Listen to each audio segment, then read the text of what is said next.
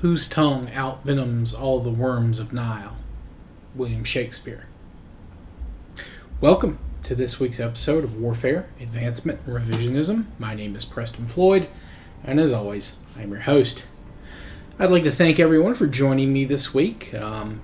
Maybe quite a large number of you are joining me this week for the first time, or maybe for the second time. But regardless, if you're new or returning, welcome.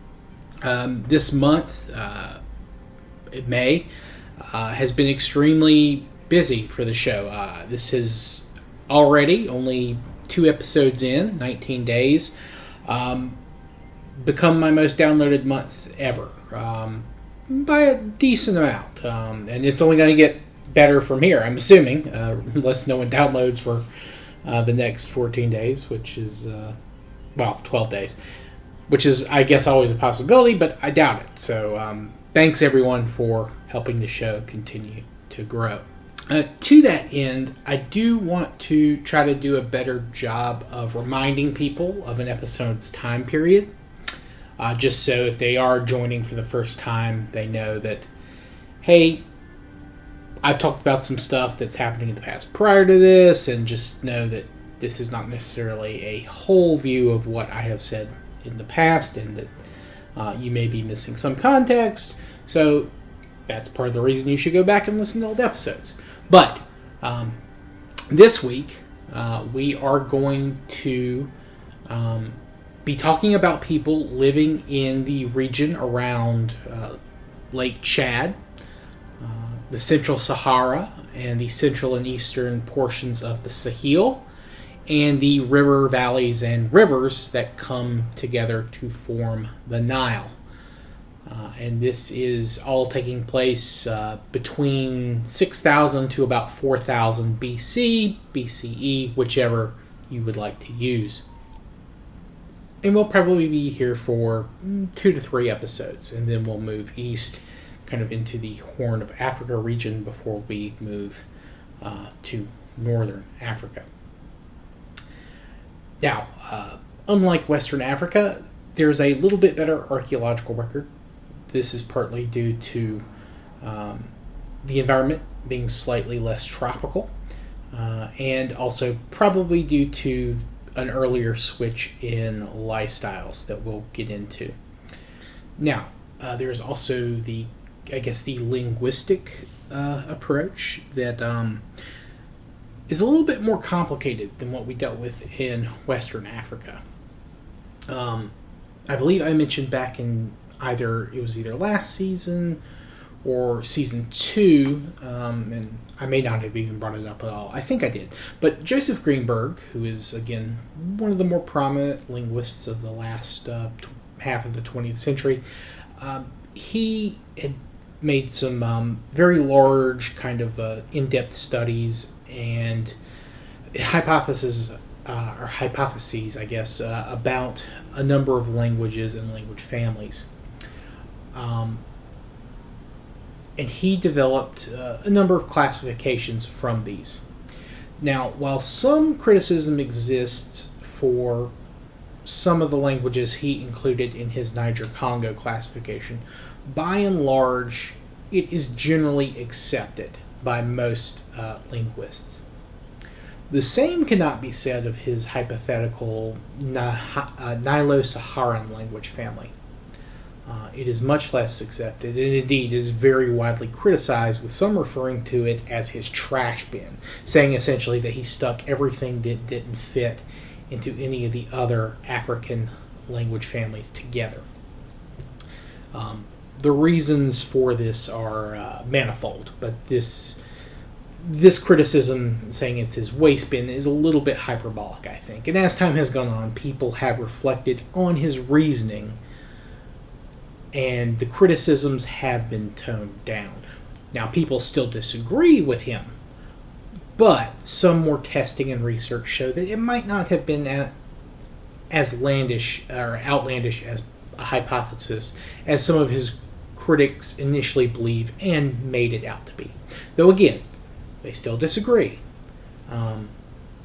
And there are other ways of explaining some of the similarities that Greenberg found. Things like maybe the supposed branches had been, they adopted some aspects of each other's language just from living so close to each other for so long.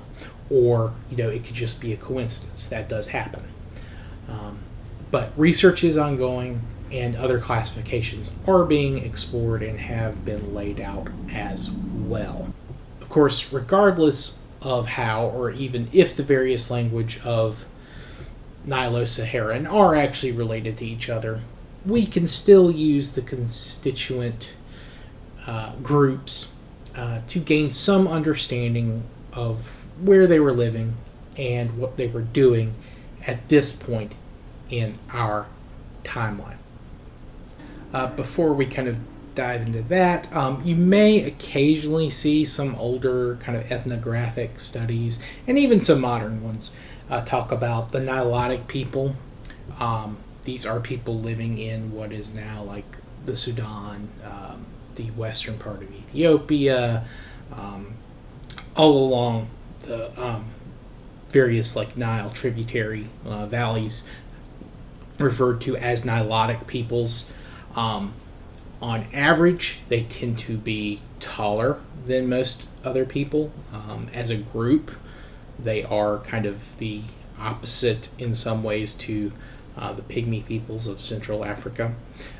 They also tend to have, on average, darker skin than even other parts of Africa.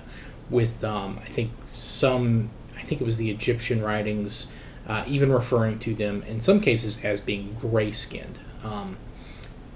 So just keep that in mind. That's obviously not 100% accurate, or it's not 100% the case that they're all taller than everyone else. But there are groups of peoples in the Nile, kind of the Nilotic kind of region that are, on average, taller than most other human groups. So you'll see that brought up in a number of places. Now, like the pygmies, when this kind of evolution happens, or when this stature, I guess, is more commonplace, is a matter of debate. Though I think it's probably safe to say this might be a little bit earlier than the time period we're dealing with, but just keep in mind that is something that is happening or has happened up to this point. Now, a lot of these groups are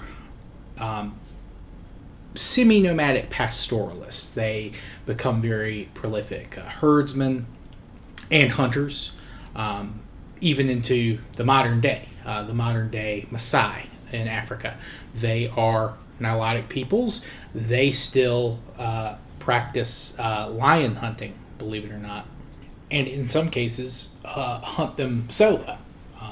Now, that is not regularly done, at least these days, because of course lions are endangered. There are a lot of groups trying to protect them, but by and large, the Maasai in the past and even today, when they do hunt it is something that is done very ritualistically and only done in very small amounts, and it is done with traditional methods, spears, and in groups. They do not use guns to do this. It's part of their initiation rituals. But again, that's a modern group. That's something that happens, very rarely these days, but it is still done.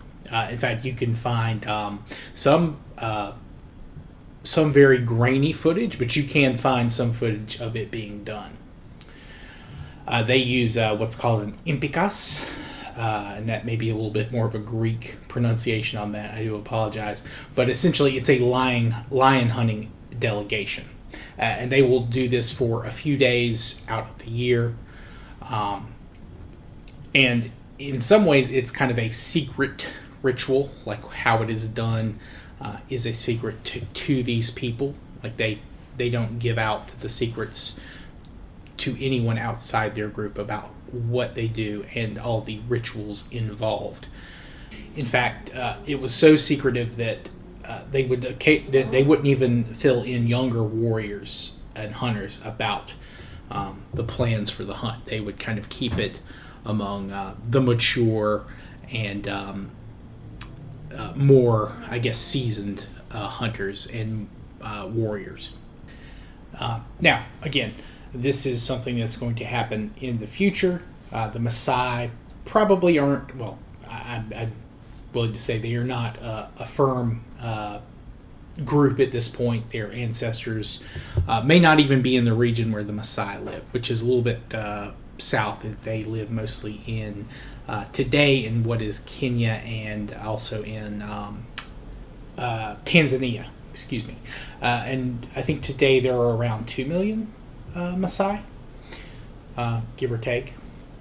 Now, for the Nilotic peoples, they are probably at this point mostly concentrated around, again, the southern tributaries of the Nile, as they're all starting to flow downhill, and then right up until the area where they meet and form the Nile, and then they're up to, I think it's the first cataract of the Nile.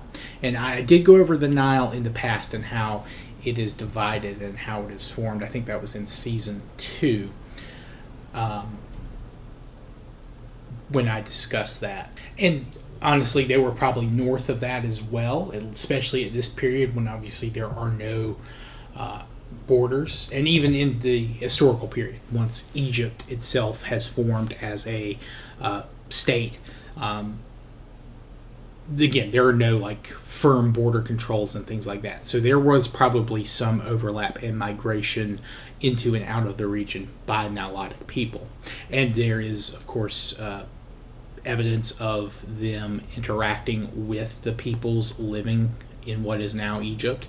And they probably were heavily involved in all manner of interaction with the kind of the proto-Egyptian cultures in the region. They would have traded, they would have fought on occasion, any and all kinds of what you would consider standard interaction between human groups. The Nilotic peoples around the Nile would do that with not just the neighbors, but also themselves. Another kind of concentration of Nilotic peoples is happening around the Chari River. That is the river, and it's not just one river, but it's a kind of a river system that feeds into Lake Chad. So that's kind of the heartland of the Nilotic, Nilo-Saharan groups. And of course, they were north into the Sahara, which, as we talked about with some of the West African groups in the previous couple of episodes, the Sahara is still green, though it is beginning to densify quicker and quicker. And that probably is one of the reasons that will lead Nilotic groups to spread further south and to their west, which, again, they were probably traveling there anyway, but because of the densification, they are expanding where they're going in terms of south and west, and maybe east as well, though they probably didn't get too deep into the Ethiopian highlands, the Horn of Africa area, partly because they probably didn't like the terrain, and also because of the people living in the highlands being more ensconced. Of course, it's harder to travel through mountains, and especially if you're faced with people who are, shall we say, very protective and insular in their territory and range. Of course, with the Nilotic peoples occupying these kind of areas between the Horn of Africa and the northern part of the Nile Valley, They are very well suited to be intermediaries and control, or at least precipitate, a lot of the trade in the region. That is something that they will do throughout history, and even they'll also precipitate trade to groups further to the west once they meet up and firm trade links are established. They kind of play a very important role as middlemen and brokers, not just of trade but also protection. They will kind of take their cut from any type of trade coming through the region, and in some cases different Nilotic groups kind of form almost an elite in certain societies that they are not necessarily indigenous to. They become kind of almost like a backbone of a warrior class, in some places ruling classes, and things like that. But again, that's well in the future. Now, I don't believe I ever went over etymology in terms of the names of the Nile and the Chari. Now, the Chari River, I could not, for the life of me, find any etymological source on the name. It may be Nilotic, some Nilotic language, but it's not mentioned in any of the encyclopedias I read, or it's not even, like, guesses aren't even made in terms of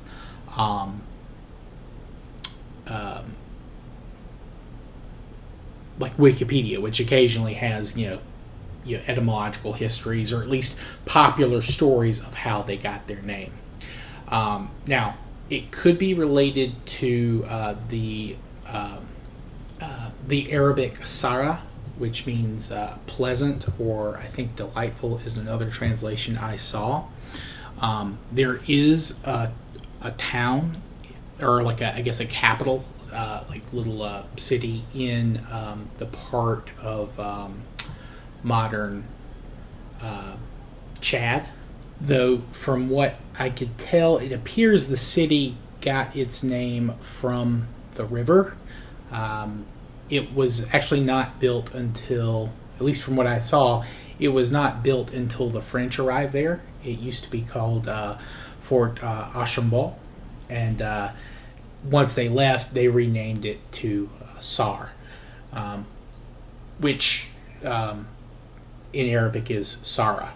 Now, Arabic will eventually become an important kind of like intermediary language between some of these different Nilotic groups, but I didn't see anything about the river getting its name from Arabic. There was nothing listed about that. So it may have just been, well, Sara is close to Chari. Chari means pleasant.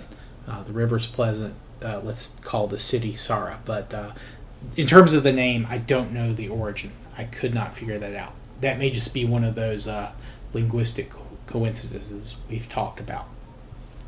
Now, the Nile comes, not surprisingly, to us from the Greek Nilos, which got taken into Latin as Nilus, and of course that came to the other European languages. But it is believed that the Greeks adopted it from a Semitic word, Nahal, which literally meant river or river valley. Now, the Egyptians themselves, they did not speak Semitic languages. Egyptian was, though, in the same macro family. They referred to the Nile as the Ar, or Our. It's kind of hard to tell with because like the Semitic languages, the Egyptians did not write out vowels. They just have the consonants. But what that meant was dark or black, and it's thought that referred to the mud and soil that the Nile would leave behind, this dark, fertile soil. that the Nile produces. That's where the name is believed to have been applied, I guess, for the Egyptians. The Coptic language, which is a descendant of ancient Egyptian, they refer to the river as, Aaro. So it's a little bit kind of elongated, I suppose. Now, the two main tributaries of the Nile, the Blue Nile and the White Nile, I could not find a firm African language name for the White Nile. In Arabic, it's referred to as Nil al-Abyad, which is literally the Blue Nile. Or, I'm sorry, the White Nile, excuse me. And I'm sure I butchered part of that. Apologies to all my Arabic-speaking listeners. Now, it's possible that there was another name for the Nile that was just directly translated into Arabic, and again, because of some of the Nilotic peoples using Arabic as kind of like a trade language or a language for communicating with the outside world, they may have just, it may be a direct translation, but I do know that also that at least in southern Sudan, the part of the White Nile that flows through there is sometimes referred to as the Mountain Nile or Bahr al-Jabal. So that's what I could find for the White Nile.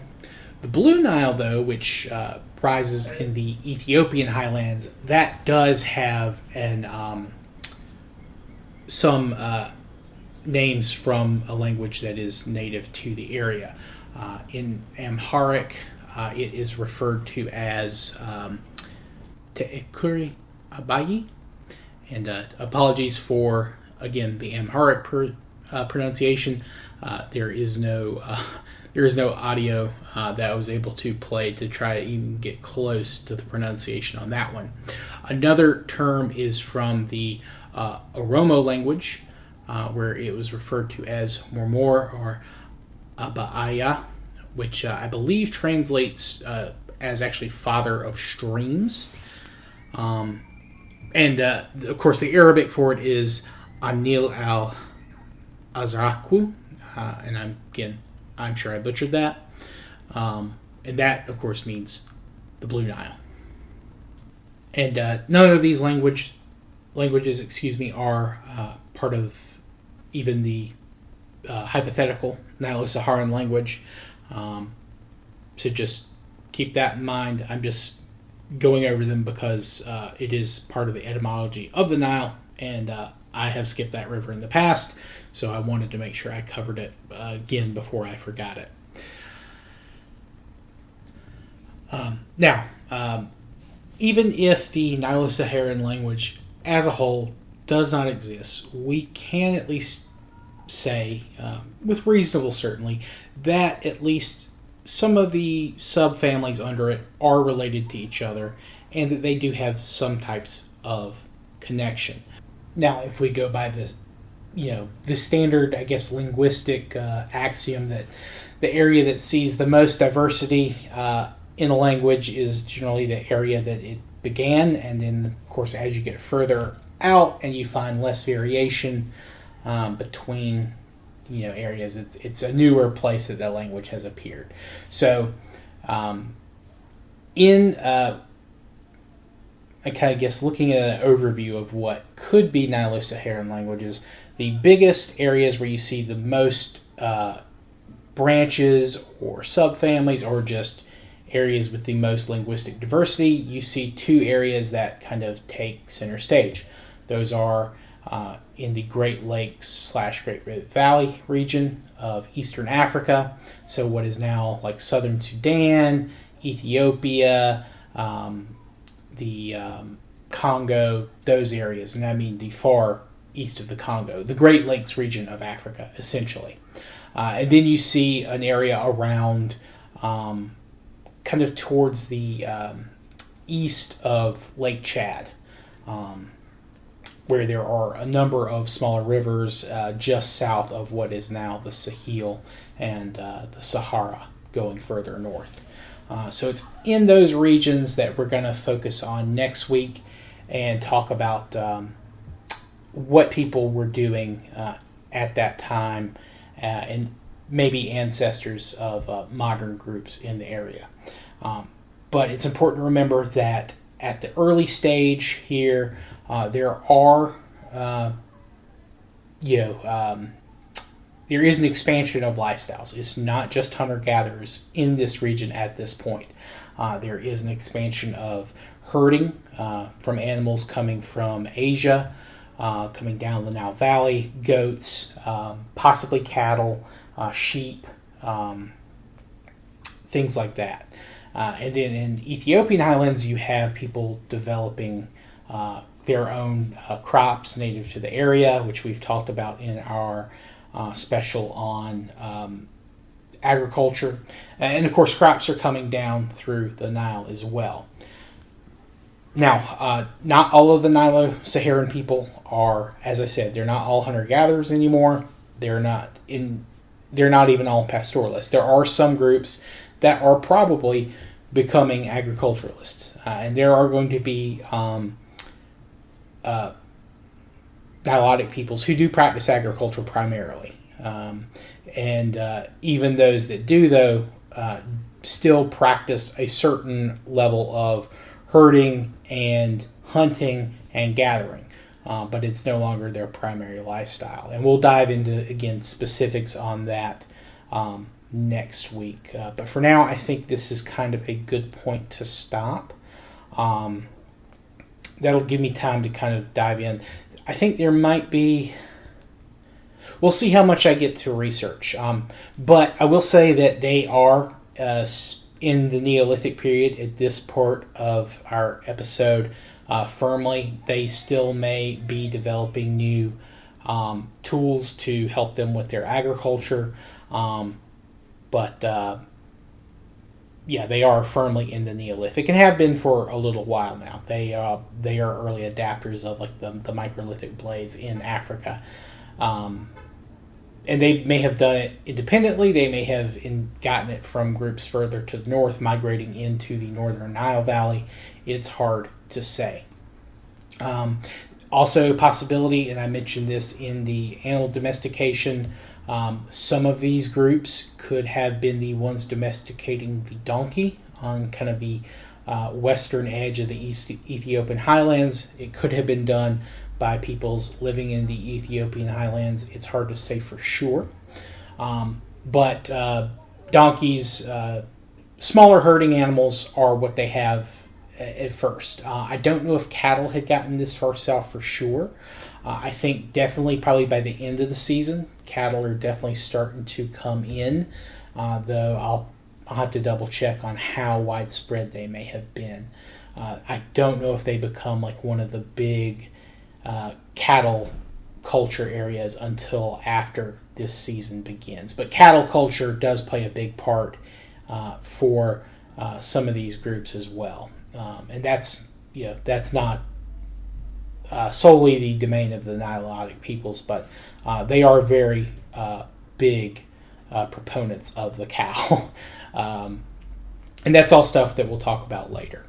But yeah, I think this is a decently lengthy episode. I don't want to kind of just rush everything and give you guys maybe a 20-minute episode now and a 40-minute episode next week. I'd like to at least try to keep it 30 or close enough to it. But like I said, I think it'll be 2 more episodes talking about the Nilotic peoples and this region. And then we'll move on to the Horn of Africa and then north. Now, as for next week, in the States, it's Memorial Day next Monday, so a lot of people have work off. I do.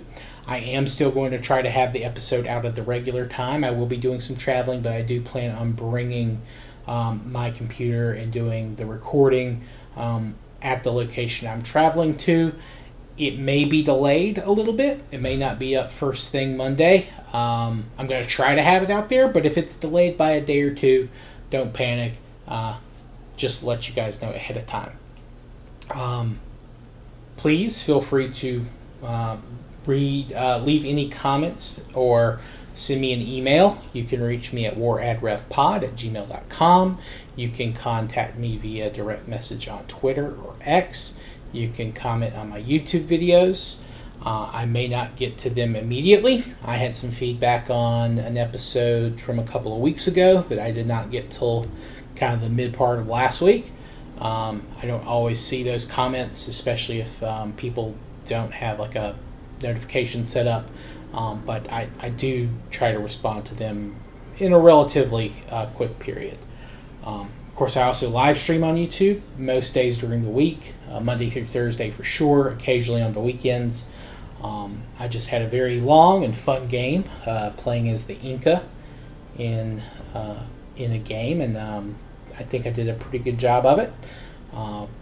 And I'll be back tomorrow starting a game. I think I'm going to be playing in kind of the northeastern Eurasian steppe as one of the Jurchen tribes, trying to form the Manchu and then the later Jin and then into Qing. So I'm looking forward to that. And if you see I'm live, feel free to drop by in the chat, say hey, ask questions there. I can answer all your questions live. I'm happy to do so. But yeah, and we're up to over, I think, 130 subscribers on YouTube, which is cool. And as I said, May has just been a huge month in terms of downloads. I'm wondering if I might hit 500 for the whole month, which would be great, especially if we can start getting it consistently. Now, that's a lot to ask, I know, but it's very heartening and very encouraging, and I thank you all for your support and your continued listening. And thank you all. I hope you have a good rest of your week and a good rest of your day whenever you're listening to this. Thank you all. Goodbye.